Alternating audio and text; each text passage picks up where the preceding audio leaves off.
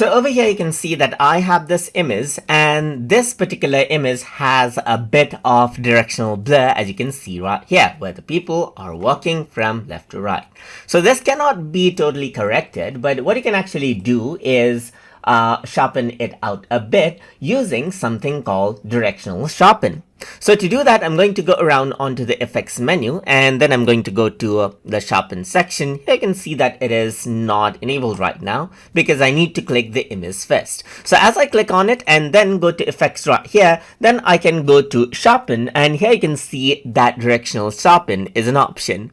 If I were to go ahead and click this, you can see that it sharpens out this image a bit, and the directional blur is a bit corrected. So if I were to go ahead and increase out the percentage, you can see that I can increase and decrease out the percentage right here to reduce some of those directional blurs right here by utilizing the directional sharpen just like this.